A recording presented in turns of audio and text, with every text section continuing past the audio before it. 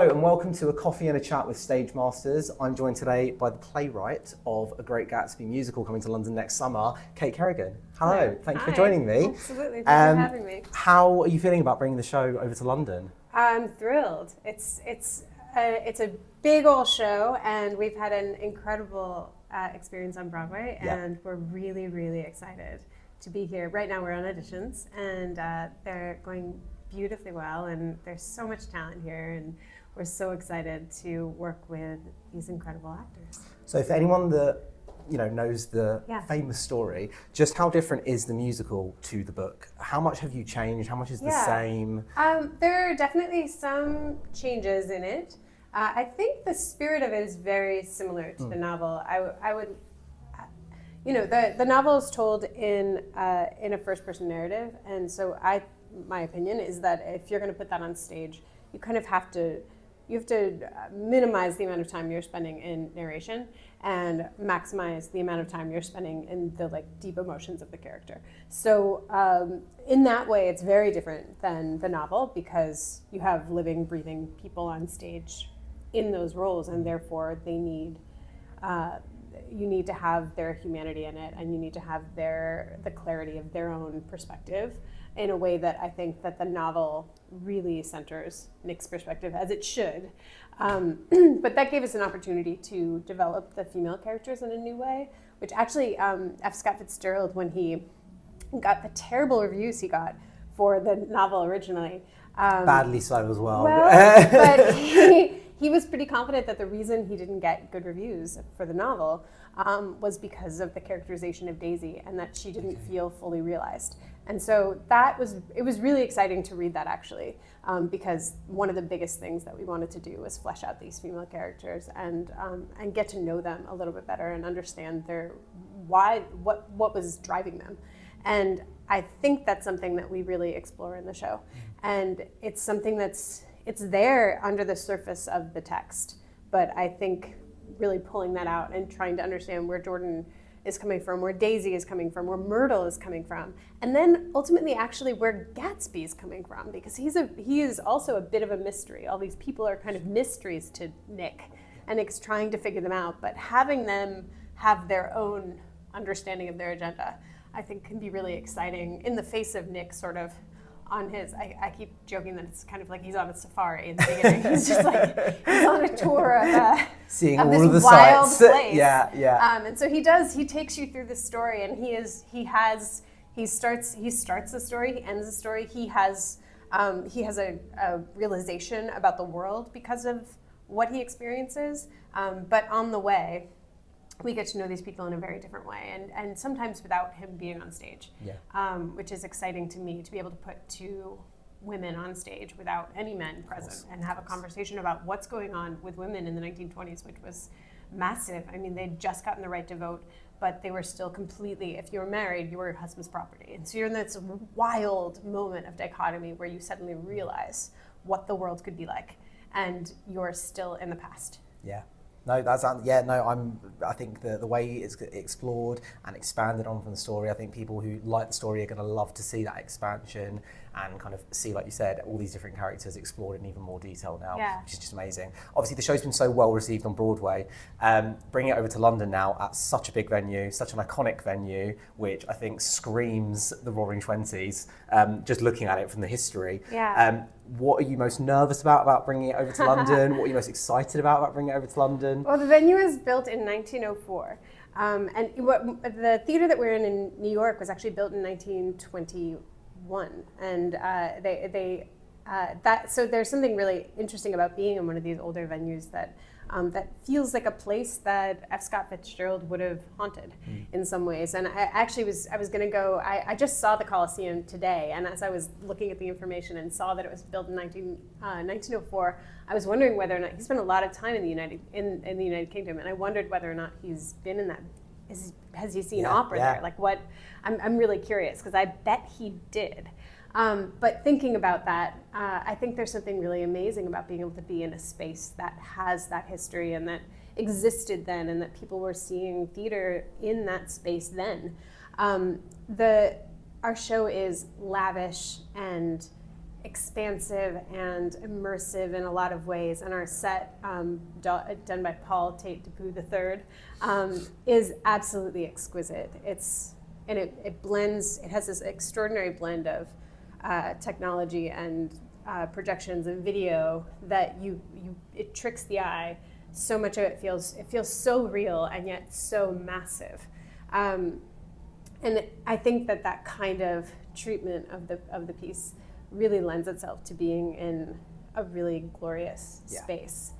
So it's a big space, but at the same time, the back wall of the Coliseum, I'm getting a little in the weeds, but the back wall of the Coliseum is actually not it's like halfway to the back wall of the theater that we have in New York. Okay. So you have this you can be very high in the air, but you have a very close view of the show, which actually is it's really remarkable. I was in like the second balcony. Yeah. And I was at the front of the second, you don't call them balconies, you call them circles. Circles, yeah. Yeah, I was on the second level of circles, and I was standing right at the front of it. And I felt like I was right next to the stage. Yeah. And then you go down a level and you're like, well, I'm on the ground, but you're not. So it's a kind of remarkable space. It kind of tricks the eye in the same way that our set tricks the eye. So I think it's going to be a really magical experience for literally anybody in the audience. Yeah, I think it's the perfect venue for this show. Yeah. That I think is just going to be. It's going to feel intimate no matter where you sit, and you're going to be able to really feel immersed in this world in the most amazing way possible. Yeah. Is there anything that you can kind of tease that might be different about the show, transferring it from Broadway to London? Is anything changing? Is it staying exactly the same? I think the main thing is going to be that X factor of the performers, which is that Jason Howland and Nathan Tyson, the composer and the lyricist, and our director, Mark Bruni, and Dominique Kelly, our choreographer, and I all feel very strongly about tailoring the piece, like making sort of a tailor-fit suit for everyone. And so while there's certain riffs that certain people sing on Broadway that you may know, like those things will change to fit the actor. Sure. These things are going to shift slightly just because of who's in it and making sure that it's exactly to their talents. Yeah. And everybody has those slightly different, beautiful things that make them who they are as performers, and figuring that out and being in the room and being able to tailor that to them is going to be one of the great joys of it. Yeah, we were able to create an incredible company of people who all feel like their authentic selves while also embodying these characters in our show, and they have such an incredible community, and I really hope that we can do the same thing here. How important is it then when you're casting for the London production to make sure that, you know, all of these characters, are you looking for someone that can embody what you've seen before on Broadway, or someone that's just embodying that character that you've kind of envisaged it to be? Or is it more like a fresh take on the character that you've never seen before? I mean, I'm always looking for dynamic actors who are responding in the room. Amazing. Right, and it's not about replicating something that I've seen before. It's about finding the joke that you know is maybe there, but they highlighted, or the thing that really connects to that person. And the more specific and dynamic that feels, the better. You want it to feel spontaneous. You want it to feel like it can change a little bit every night. That yes, the show is set, but the way that it performs and the way that these characters are interacting with each other, they're going to find their own voices in that. Obviously, you've done so many shows. This is probably like the most glitzy, biggest one to date. Yeah, by many miles. By quite a bit. Obviously, you've got I did like tiny little shows. I mean, next year's huge for you though. You've got the Mad Ones at the other Palace. You've got Gatsby at the Coliseum. I'm expecting you just taking over all of the West End theatres by the end of the year. Maybe. That's the goal.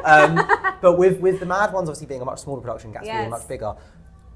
Getting to Gatsby, what would you say of your previous work that you've done was the show that kind of, I don't know, inspired you or pushed you the most to kind of get towards doing Gatsby, of kind of growing to such a big beast that it's become now?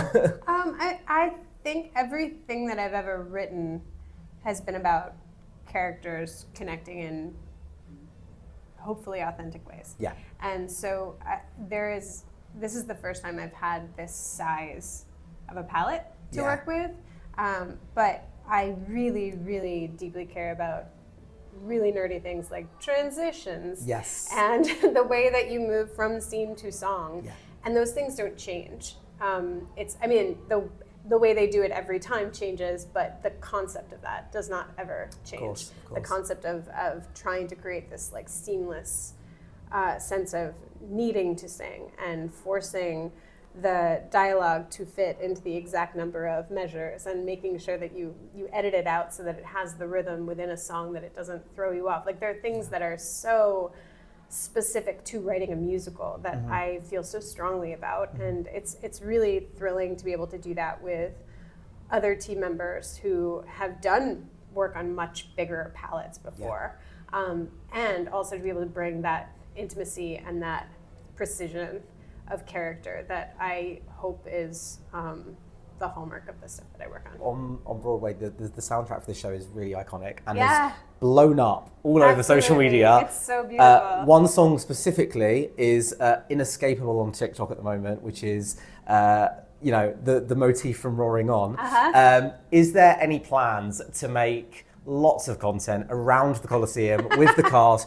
with even yourself and the other creatives, Oh my God. doing some of those kind of TikTok trends to kind of help blow up even more so than this show's going to be? I hope so. I mean, I'm my background, everything that I've ever done prior to this, I was very much connected to the social media that we did for any smaller show I did and any concert that I did or anything like that. So I'm so grateful to the team that we've had in New York, who are so much better than I am at it. But I am like a little armchair nerd when it comes to anything connected to marketing and social media, and I think it's fascinating.